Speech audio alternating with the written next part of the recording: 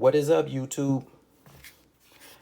I feel like I need to make a quick update video on this Glock 43X and these shield arm magazines over here. Now, as of today, I would have had this gun for only a little bit over 2 months. You know what? Scratch that. A little bit over a month, because Glock had it for a month. I'm not fixing to rehash all that drama, but they had it for a month.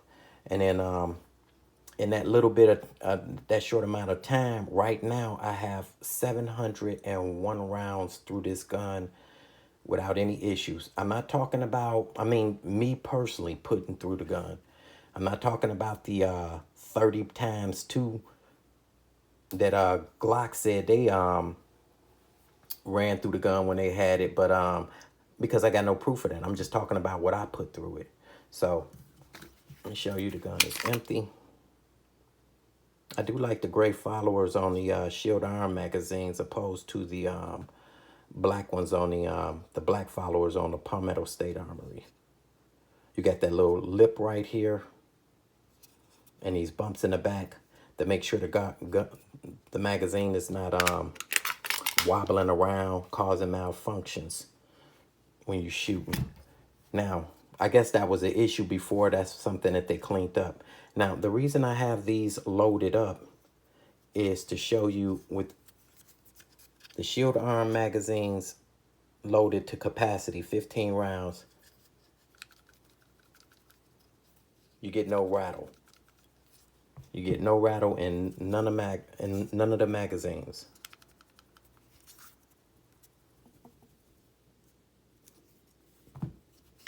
That tells me that these magazines was made to fit 15 rounds and not the spring manipulated to stuff 15 rounds in there. Because I got a 15 round magazine for my Hellcat and it rattles. I called Springfield about it. They said it's normal. It's not a problem. I never had an issue with it. It just rattles. Same thing for my SIG 17 round. It rattles. So that's something to note. But as far as when I first picked up this whole kit, the mag wheel, they all came together. You got 3 shield arm magazines, the mag wheel, and the mag release button, which is metal. It was expensive, but I feel like for right now, it was worth the money. Now, shooting them, I went out and shot. I took 200 rounds the next day. Right after I bought it, the next day I took 200 rounds to the range. I took a Sharpie too, just in case I was going to have any issues with any of the magazines. I can mark them. But I put 50 rounds through each magazine, and then I put the other 50 through my Hellcat. Because this is the first time I shot the Hellcat since I had the slide, the finish done on the slide. I wanted to make sure it's going to run properly. I mean, I knew it was. It's a Springfield. I knew it was going to run properly. I just wanted to put some rounds through it. Well, I had no issues with it. I know that's not a lot of rounds, but it is what it is. I had no failure to lock back, no double feeds from the springs, nothing. Now, 2 days later, I did the exact same thing with the exact same results. Put 50 rounds in all 3 magazines and another 50 through the Hellcat. Okay? Same results. So right now it's running perfectly for me.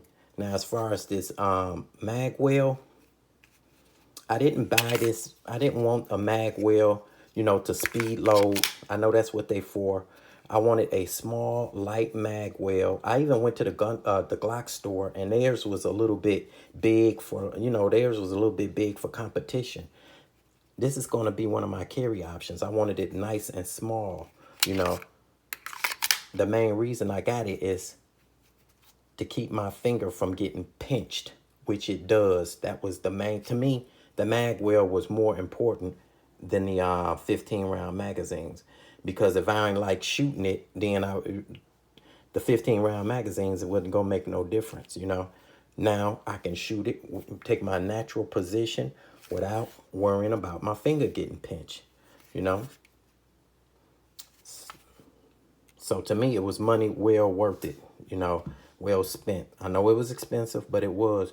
Now, as far as the gun itself, without rehashing all the issues, I no longer have to violently hand cycle, rack the slide to hand cycle rounds out of here. Everything just cycles smoothly, just like it was supposed to when I first got it. It just, you don't have to rack it real hard. You just nice and easy. I am surprised that this finish is holding up though.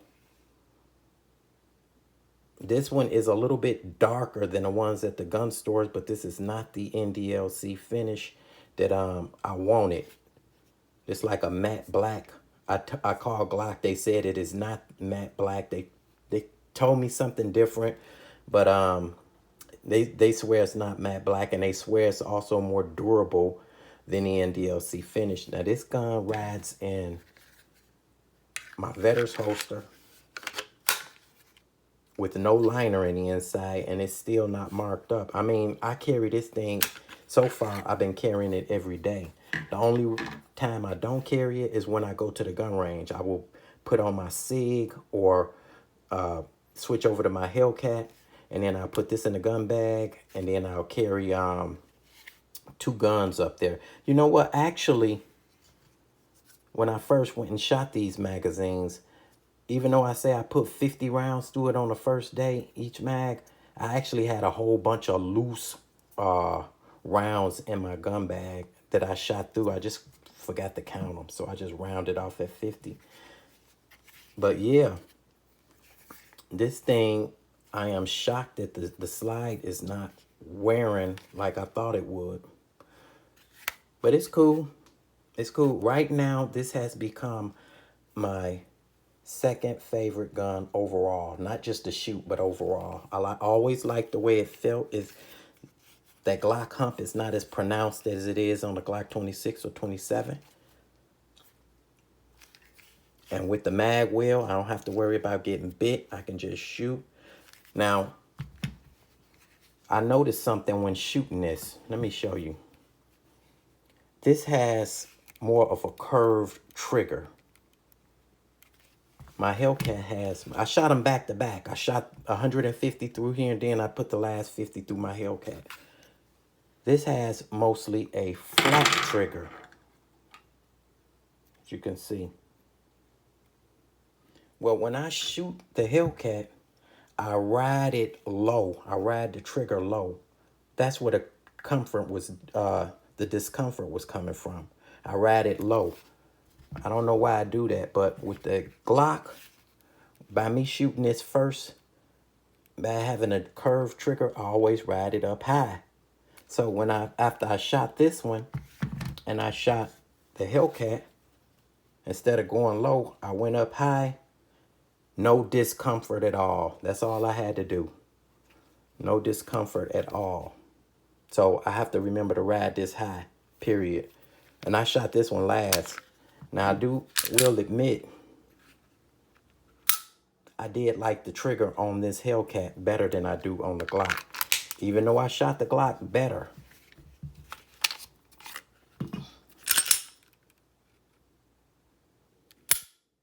They both are good. I just remember when I was shooting them back to back, I was liking the trigger on the Hellcat better. I just remembered that. But I also remember from 35 feet, away, I could not, for whatever reason, and it wasn't, I'm used to shooting at 40. For whatever reason, I could not hit the X in the bullseye. I don't know why. I was working all the way around it. With the Hellcat, I was working all the way around it. But I picked up the Glock, aimed it at the X, and lit the X up. Kept lighting it up. And I do notice when I go 40 feet, instead of having the sights squared up, I have to drop that front sight a little bit to be spot on. I don't know why that is. Well, maybe it's because this take that angle up. But yeah, that's the update on it. I am loving the gun. The gun is, for all you Glock people that say that love this gun, I get it. I absolutely get it now. And in my opinion, if you got the Hellcat or SIG, you winning right now. You winning. If you get this one and it's running good, you winning. I'm just proud to have 3 of the top selling concealed carry handguns right now. Well, right now, I've been carrying this. Even in the summer, I still have to wear dark shirts or it prints. A lot of people don't have to do that. I do, you know. But it's starting to get a little bit too warm now, so I'm fixing to switch over to my Hellcat and SIG only. So that's the update. If you're thinking about buying these Shield Arm magazines, I say go for it. It is expensive, but in my opinion, it is money well worth spending for a gun this slim to carry 15 plus 1. I will probably do a video comparing the slides on this and my Glock 27 soon. Peace.